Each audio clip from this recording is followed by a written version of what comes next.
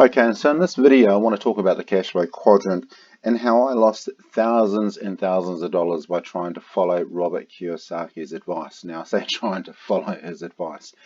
I'm not saying that Robert's theory is wrong at all, but what I am saying is that it didn't work for me, and I'll outline the reasons why in the hope that you can learn from my mistakes. After all, it's better to learn from someone else's mistake rather than your own. So just a quick recap on the cash flow quadrant before I explain exactly what happened to me. So there are four quadrants from which cash can flow. Okay, so they're labeled employee, self-employed, business owner, and investor. So from this point in the video, I'm going to refer to them as E, S, B, and I. Okay, now in the E quadrant, you work hard to make other people money, okay? And most of us are in this quadrant here. So you earn a salary or a wage in exchange for your time. The government takes its share in the form of tax, and you keep whatever's left as net income. Then you use the net income to pay off your living expenses, and hopefully there's some left over for savings at the end of the day. There are no tax advantages in this particular quadrant, okay? So then we go to the S quadrant. Now, you work hard and you make yourself money in this quadrant, which is really good. The good thing here also is that you now get tax advantages. So you make money, you spend money, and you pay tax on whatever's left.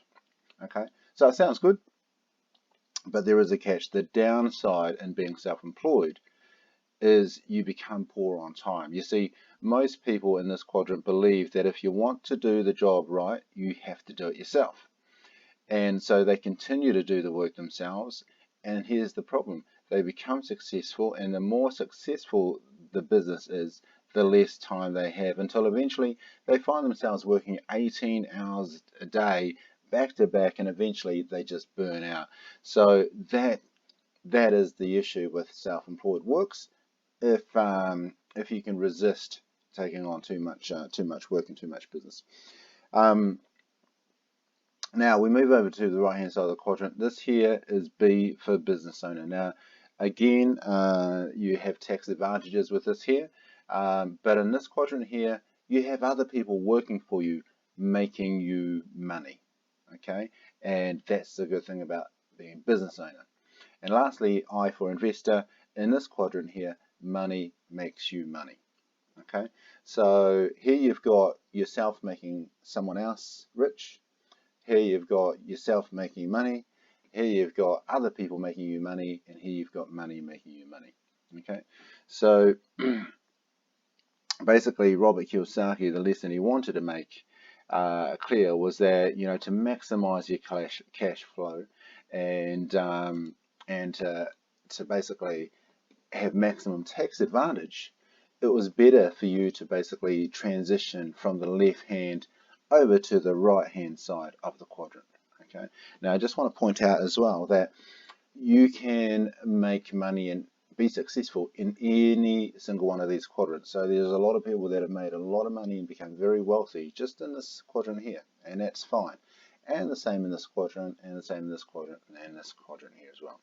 Now also I just want to point out that yes, for self-employed, Robert was pretty much talking about, an accountant, a lawyer,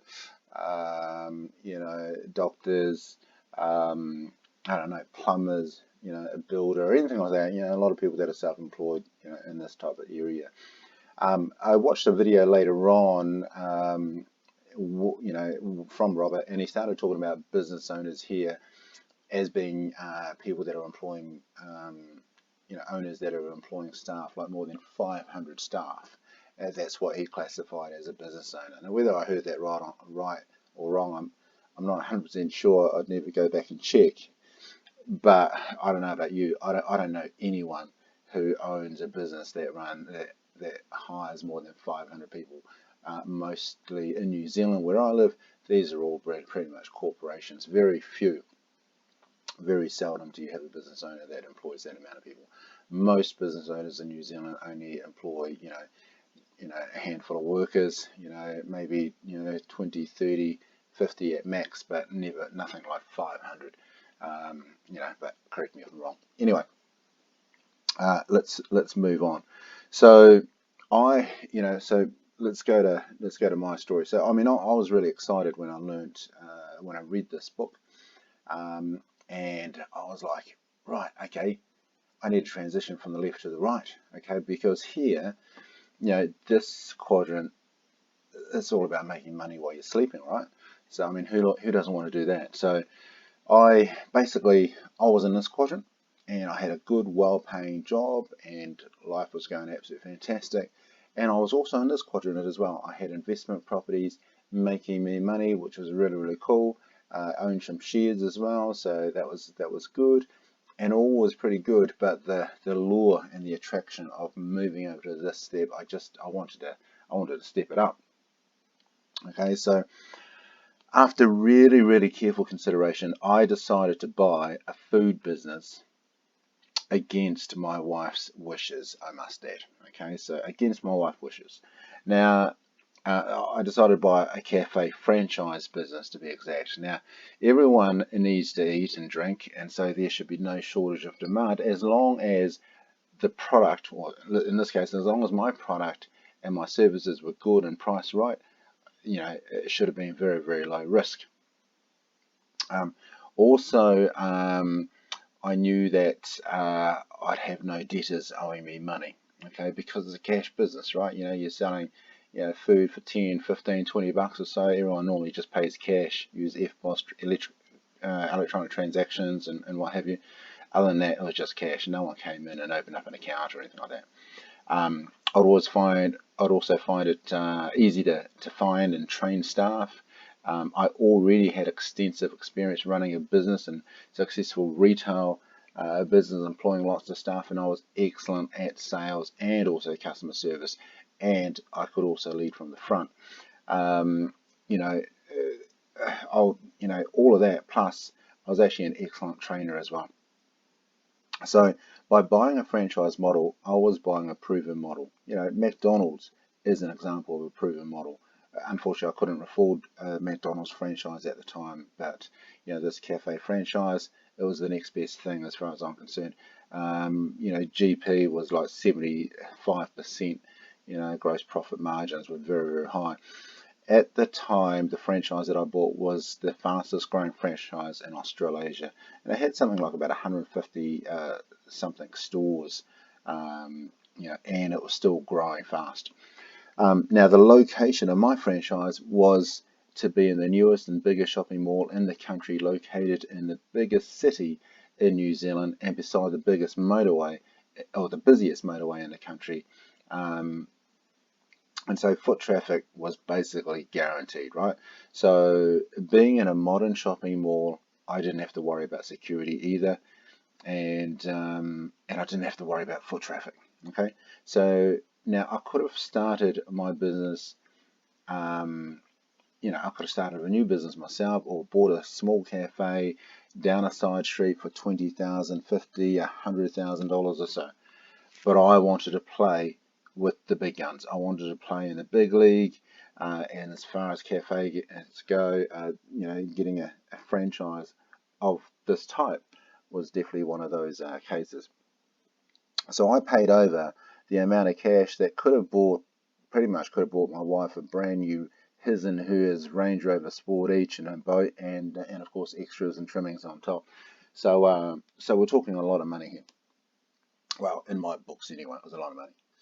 Okay, so um, business for the first 2 years, it was going really, really well. We showed strong sales. There was good profit returns, and I thought, wow, this is absolutely fantastic. I mean, this is rock star material. But then, something happened that I didn't see coming. I didn't see coming, and the so-called experts didn't see it coming either. Okay, and basically that was the 2008 GFC crash, the global financial crisis, and it pretty much, I mean, in some areas it hit a little bit earlier in 2007. Here in New Zealand, it pretty much hit in 2008 for the majority of businesses, and it hit with such gigantic force that markets just crashed like there was no tomorrow. I mean, it crashed left, right, and centre. Now, as I said, I live in New Zealand, at the bottom of the world. Everyone said that it's a small place, it's pretty much protected. Don't worry about it. It'll bounce back in a year. Okay, because my sales dropped by 50% when this crashed. So you just picture that. Well, the following year, my sales dropped by another 50% on the previous year.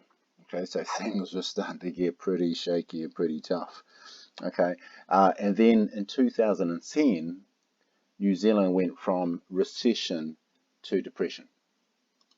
Okay, so what happens when you're in that situation? Okay, here's the thing. When you've got a business, um, when you own a business that's making good profit after tax and expenses, it's valued at the setup cost, as well as about 2 years of profit. Okay, so just work out, you just picture that. Okay, but if you own a business that's going backwards fast and it's just losing money, well, no one wants to buy it. No one wants to buy it. It's basically worth nothing. And you couldn't even pay someone to take it off your hands. Okay, when the whole country is in depression, almost everyone is holding on to whatever money they have. And if you're rich, you still hold off and finally swoop in to pick up all the pieces at bargain prices, because that's what rich people do, right? So basically, when someone loses, someone wins. Well, in this situation, man, I was losing, and I was losing big time and fast. Okay. Now, before, you know, before they always say that before you buy a business, you always invest only what you can afford to lose. Okay, does that make sense? Always invest only what you can afford to lose. Now, I thought that I could afford to lose my initial investment. I thought, yeah, I'll still be okay. That's fine. I mean, it's a lot of money, but hey, let's jump in, donkey deep, and if it pays off, brilliant, and if not, well, at least I'll give it a go. Uh, but the problem is, I not only lost my initial investment, I just kept on losing. And I kept on losing because I was locked into a lease contract. Okay, my lease contract still had another 2 to 3 years to run, and I was paying thousands of dollars a week, thousands of dollars a month in lease. And obviously that wasn't just the lease for the actual premises. Obviously there's also leases for the likes of the FPOS machines, leases for the alarm systems, and so there's a magnitude of different leases that I was locked in on, and I couldn't just cancel it. A commercial contract's a commercial contract. They don't feel sorry for anyone. It's black and white. So, hey, look, really sorry to hear that, but you still owe us money. And so, because I couldn't sell the business, I had no one to take over this lease. And even if I closed the business up, I still had to pay this lease. Okay, so you just kept on going backwards. Okay, it was actually better off to just keep the business going, so that I wouldn't lose as much money. Because if I had to close it up, I would have, just kept on losing it. Now, I mean, that's what the call that I made at the time. But anyway, I hope that explains pretty much how I just kept on losing money. Okay, so and the other thing as well is, as a business owner, you also feel responsible for your staff. I mean, they together with their families, they're relying on you as the owner to perform. It was a time when no one was hiring, so if they lost their job, they may have to go a long time between drinks. And I felt, as an owner, I just felt responsible to make sure that I put food on the table for them and for their families and for their children. And so that was a pretty tough thing for me. I suppose I could have pulled the pin. I suppose I could have, gone and, filed for bankruptcy or something like that and so forth. In the end, I decided not to do that. I just, I thought, look, I can afford to lose the money.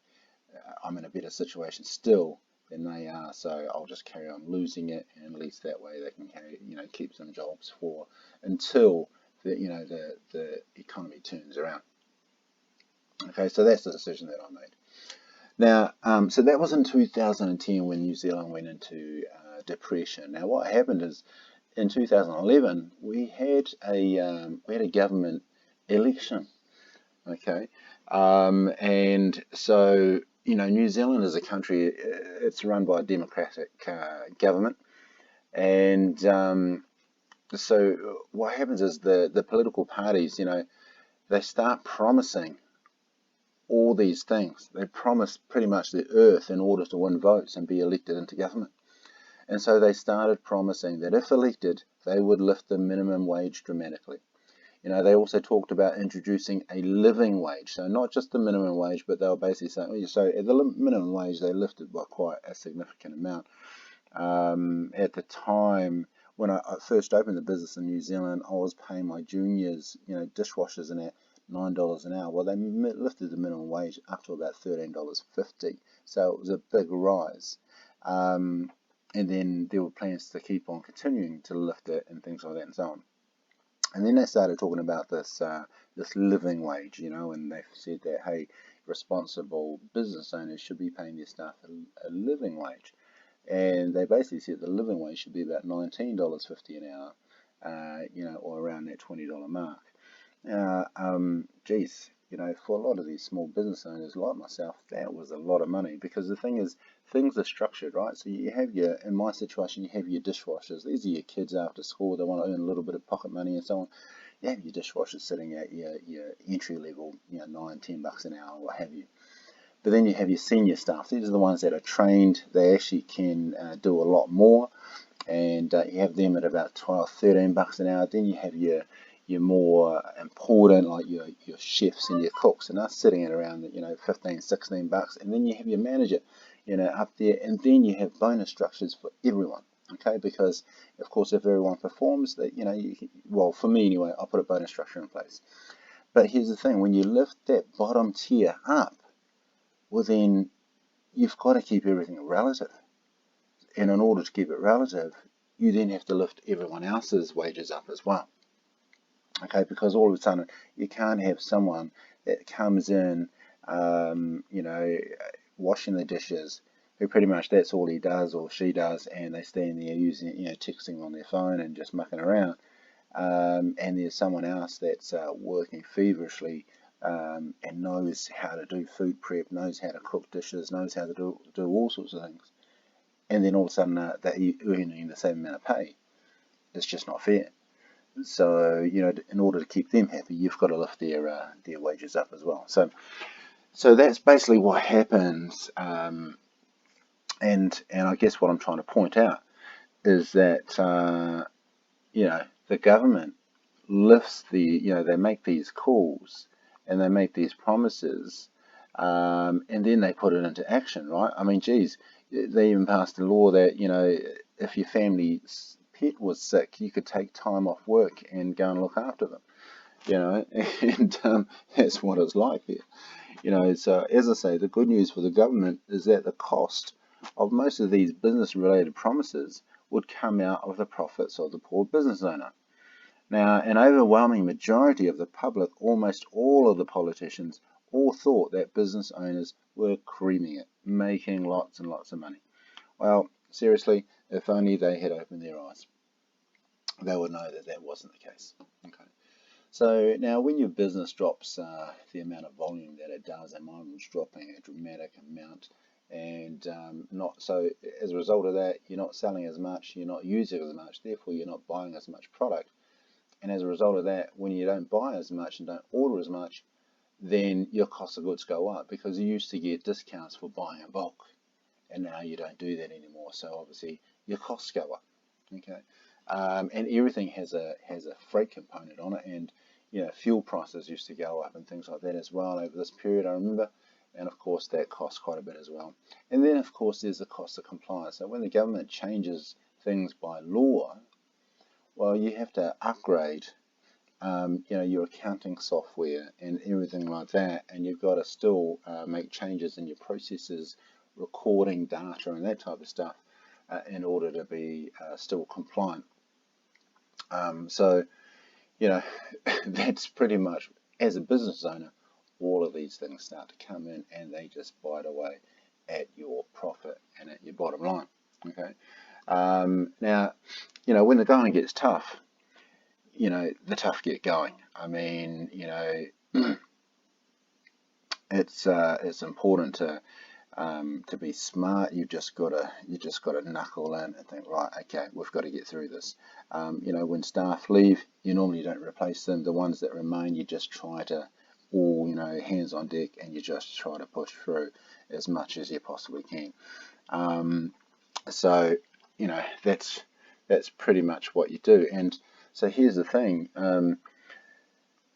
When it comes to the food business in New Zealand, it's not really regulated as much as a lot of the other industries. So when times were tough, the big boys came out to play. So the likes of McDonald's, the likes of KFC, the likes of Burger King, those guys, all of a sudden they came out with $5 burger combos. So that's a cheeseburger with chips, with a drink, and with an ice cream sundae for $5. Now, as a cafe, geez, we were selling one of those drinks for like $3.50. So how can you compete? You can't. It's incredibly hard to compete. And unfortunately, they didn't have, regulation there, stopping these big guns from coming out with those ridiculous prices. But it is what it is. That's just what happened. So, you can either accept it, or you can do something about it. And if you want to do something about it, it just means that your marketing costs go up. Okay, so I decided, hey, look, I'm going to get the experts in.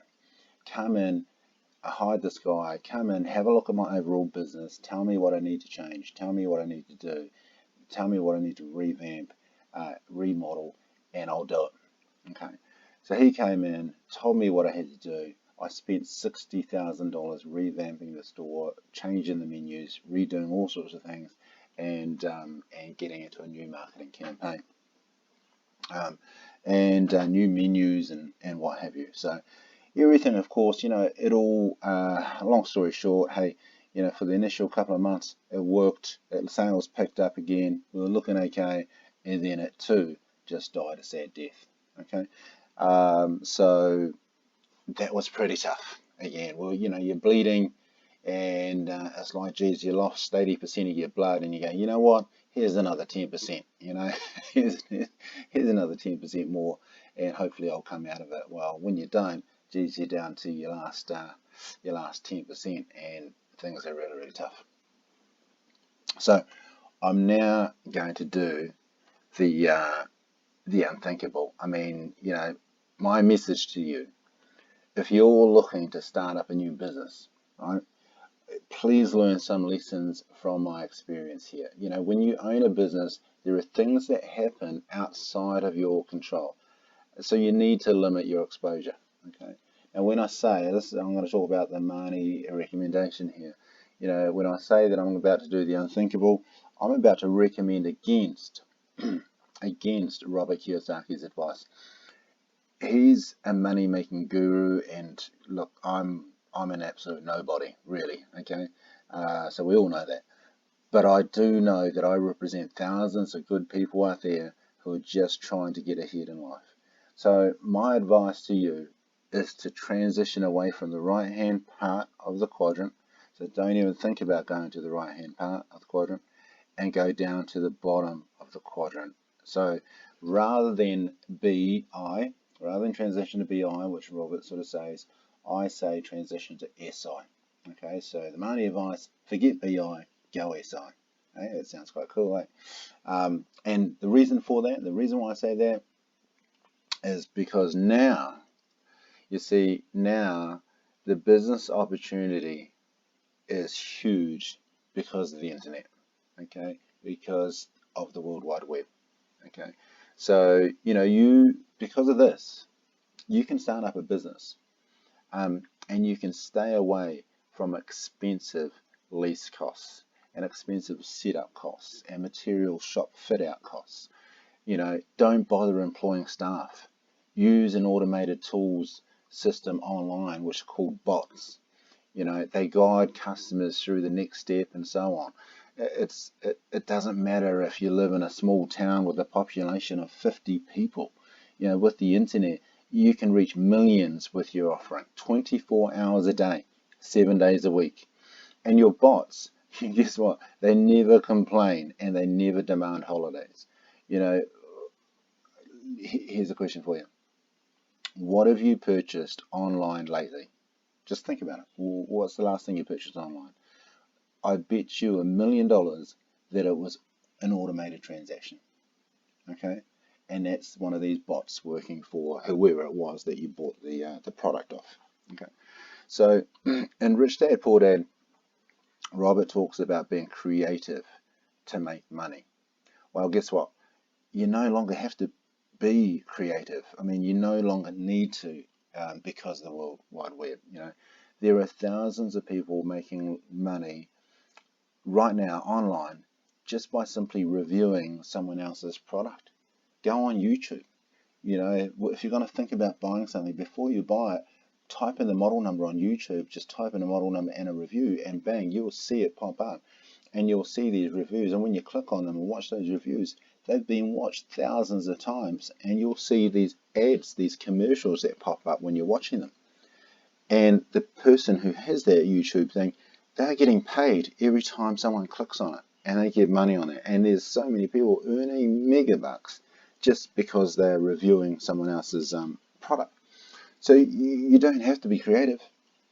Just pick anything and go for it. And it's just amazing. It's absolutely amazing. All you need is just an internet connection and a smartphone, and you can set up a business. So my advice: be self-employed.